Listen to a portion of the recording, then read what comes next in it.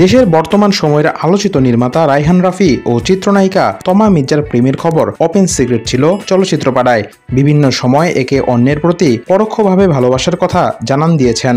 যদিও রায়হান রাফি ও তমা মির্জা তাদের রসায়নকে সবসময় জাস্ট ফ্রেন্ড বলে আখ্যা দিয়ে এসেছেন, তাই বলে ভক্তদের নজর তো আর এড়াতে পারেননি। দুইজন তারকাই তাদের জীবনের বিশেষ দিনগুলোতে একে অন্যের পাশে থেকেছেন, নানা সারপ্রাইজের আয়োজন করেছেন। তবে সম্প্রতি সময়ে তমার সঙ্গে নাকি সম্পর্কের অবনতি হয়েছে রাফির।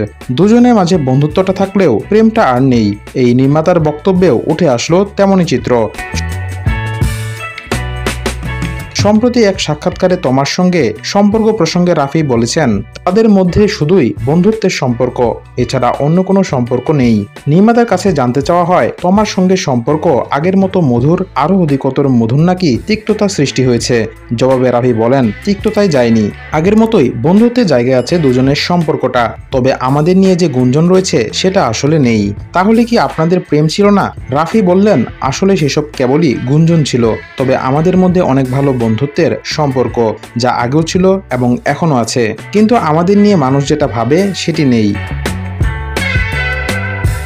তবে এই দুই তারকার ঘনিষ্ঠজন সূত্রের খবর, রাফি তমার মাঝে প্রেমটা এখন আর নেই। একসময় দুজন একসঙ্গে প্রচুর সময় কাটালেও এখন সেসব চিত্রেরও আর দেখা মেলে না।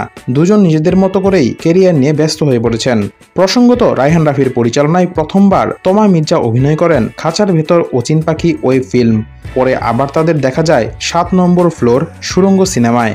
গত বছর মুক্তি পেয়েছিল সিনেমাটি।